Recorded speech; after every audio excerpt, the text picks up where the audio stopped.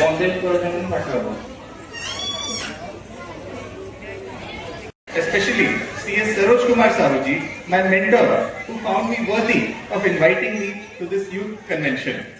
At the onset of my address, for all the young people present over here. কিন্তু প্রকৃতরে যুবক মানুষ নেই গাঁৱতে কোনে করছেন সেটি লাগি যে ধন্যবাদ যুবক মানে ଆମେ ଯୁବଗୋଷ୍ଠୀ ସବୁ ଚେଷ୍ଟା କରିବା କି ଆଗାମୀ ପିଢ଼ିକୁ ଗୋଟେ ସତ୍ ମାର୍ଗ ମାନେ ସଂଗଠନ ବନେଇ ସମସ୍ତଙ୍କୁ ସାହାଯ୍ୟ ସହଯୋଗ କରିବା। ଜନସାଧାରଣ ଭୋଟ ଦେଉଛନ୍ତି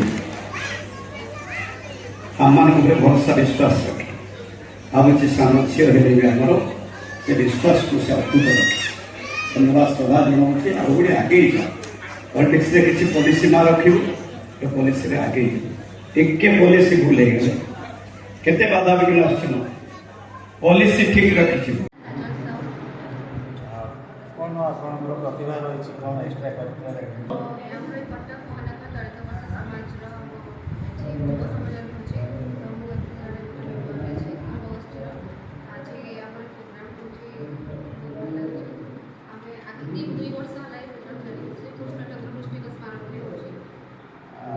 ଶୁଣାଯାଏ ଆପଣ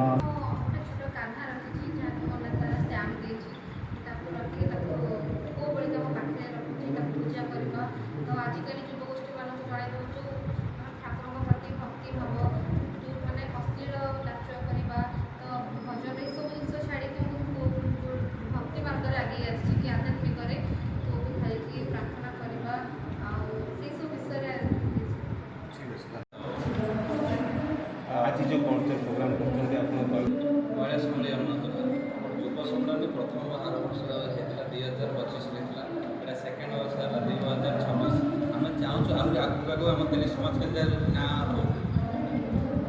ना रम से उन्नति कर युवपीढ़ी को आगे आगू तो बहुत आम इच्छा अच्छे केमती बढ़ा समाज आगे उठला आम अन्य जो जिते दिल्ली समाज अच्छी आम ये आसी योगदान दिखाँ आम योगदान आम आगे उत्साह हूँ आगे आगे आम बढ़ी पार धन्यवाद जो आज जो ଆଜିକାଲି ଯୁବକମାନେ ହେଉଛନ୍ତି ଦେଶର ଭାରତବର୍ଷର ମାନବ ସମ୍ପଦ।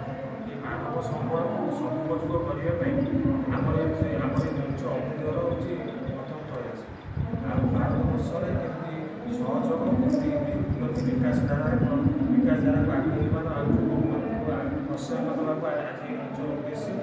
ଆଉ ଯୁବକମାନଙ୍କର ଭିତରେ ଅନ୍ତର୍ନିହିତ ଗୁଣବଳୀର ବିକାଶ ଏବଂ ତାଙ୍କ ଭିତରେ ଥିବା ଉନ୍ନତି ପ୍ରଗତି ବିକାଶ କରିବା ସହିତ ଆଉ ଆମ ଦେଶର ଉନ୍ନତି କରିବା ସେ ବିଷୟରେ ଆଜି ଏ ମଞ୍ଚର ଉଦ୍ଦେଶ୍ୟ।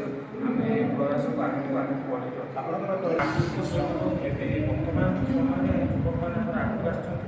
ଆଗରୁ ତ ସେ ବ୍ୟବସ୍ଥା ଥିଲା ଆମ ପୂର୍ବପୁରୁଷମାନେ କରୁଥିଲେ କିନ୍ତୁ ଆମେ ଏଥର ଯେହେତୁ ଏଇଟା ଅପଡେଟ୍ ହେଲାଣି 2026 ହେଲାଣି କେମିତି ଆମ ଜାତିରେ କେମିତି ଏଣ୍ଟରପ୍ରେନ୍ୟର ସୃଷ୍ଟି ହେବେ ସେ ବିଷୟରେ ଆମେ ମୁଖାମୁଖି ଭାବେ ଆଲୋଚନା କରୁଛୁ ଏବଂ ଯାହାର ବି ଯେଉଁ ବ୍ୟବସ୍ଥା ଦରକାର ଯେଉଁ ସହଯୋଗ ଦରକାର ଆମେ ତାଙ୍କ ସହିତ ନିଶ୍ଚିତ ଛିଡ଼ା ହେବୁ ଏବଂ ସବୁ ପ୍ରକାର ସହଯୋଗ ହାତ କରାଇବା ବଡ଼ ପାଟିରେ କହିବା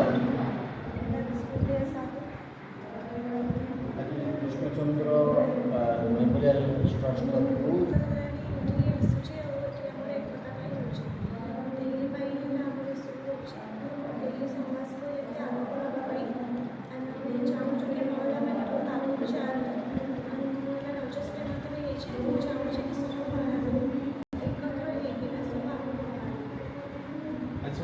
ପ୍ରୋଗ୍ରାମ ରହିଥିଲା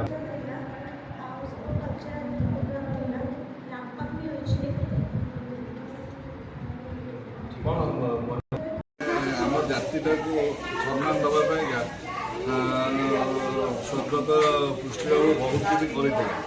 ଆଉ ଆମର ସେଇ ଜାତି ପାଇଁକା ସେ ପୁରୀରେ ଗୋଟେ ଭଲ ବହୁତ ବଢ଼ିଆ ଧର୍ମଶାଳା ବି ଗୋଟେ ହେଇଥିଲା ଯାହାଦ୍ୱାରା କି ଆମର ଜାତିରୁ ହଉ ଆମ ଜାତିରୁ ଯେକୌଣସି ଲୋକ ଗଲେ ବି ପୁରୀ ଭଳିଆ ମାନେ ଜଗନ୍ନାଥ ଧାମରେ 100 ଟଙ୍କାରେ ରୁମ୍ରେ ରହିପାରୁଥିଲେ, ଯେଉଁଠିକି 1000-1500 ଟଙ୍କା ରୁମ୍ ଥିଲା ରୁମ୍ରେ ଲୋକ ରହୁଛନ୍ତି ସେଠି 100 ଟଙ୍କା ରୁମ୍ରେ 100 ଟଙ୍କା ଦେଇ ରୁମ୍ରେ ରହିପାରୁଥିଲେ ଏବଂ ସେଠି ବହୁତ ମାନେ ଭଲ ଟ୍ରିଟମେଣ୍ଟ ମଧ୍ୟ ପାଉଥିଲେ।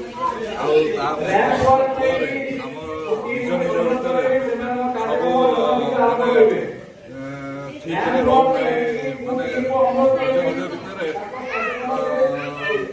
ଟିକେ ବିଶୃଙ୍ଖଳା ଥିବା ଯୋଗୁଁ ସବୁ ଡିଭାଇଡ୍ ହେଇଯାଇଛି। କିନ୍ତୁ ଏଇ ଯେଉଁ ଡକ୍ଟର ଉତ୍ତମ ସାହୁ ଏବଂ ସରୋଜ ସାର୍ ଯେଉଁ ଆମର ଯୁବପିଢ଼ିକି ଆଗରେ कुमार रश्मि साहू अध्यक्ष अभ्यर्थना कमिटी। ଆଜି ଯେଉଁ ସୁନ୍ଦର କାର୍ଯ୍ୟକ୍ରମ କରୁଛନ୍ତି ଯେଉଁ କ'ଣ ତାର ଉଦ୍ଦେଶ୍ୟ କ'ଣ ରହିଛି? ଉଦ୍ଦେଶ୍ୟ ହେଉଛି ଏକତା ବଢ଼ାଇବା, ଆମ ଜାତିର ଏକତା ବଢ଼ାଇବା। ଦେଶର ସେ କୃଷ୍ଣଚନ୍ଦ୍ର ଦୃଷ୍ଟି ତାଙ୍କର ଯେଉଁ ଭିଜନଟା ଥିଲା ସେ ତାଙ୍କର ଯେଉଁ ଚଲାକୁ ଦେଇଯାଇଥିଲା ଆମକୁ, ଆମେ ତାପରେ କାମ କରୁଛୁ। ଆଉ ଆମର ମୂଳ କଥା ହେଉଛି ଆମେ କେମିତି ଏକତା ଆମ ଜାତିର ଭିତରେ ଆଗକୁ ବଢ଼ାଇବା। କ'ଣ ସବୁ କାମ କରୁଛନ୍ତି? ଆମେ ବିଭିନ୍ନ ସମସ୍ୟା କାମ କରୁଛୁ। ଆଉ ଆପଣ ଜାଣିଥିବେ କଟକ ମହାନଗର ସଭା ଯେମିତିକି ଆମର ବାଣିଜ୍ୟ ଯେଉଁ ଆମର ବୋଇତ ବନ୍ଧନ କରାଯାଏ, ଆମର ଆମ ଜାତିର ମାନେ ଦମ୍ପତିମାନେ ସେମାନେ ସାଙ୍ଗସାଥି ହୁଅନ୍ତି। ଆଉ ବିଭିନ୍ନ ସୋସିଆଲ ସର୍ଭିସ୍ ଆମେ କରୁ, ଯେଉଁଟାକି ଆମେ ଚାହୁଁଛୁ ମାନେ ଲୋକ ଅଛନ୍ତି ଆସିବା ଆମେ କରିବା ପାଇଁ ଚାହୁଁ କରିବୁ ମଧ୍ୟ।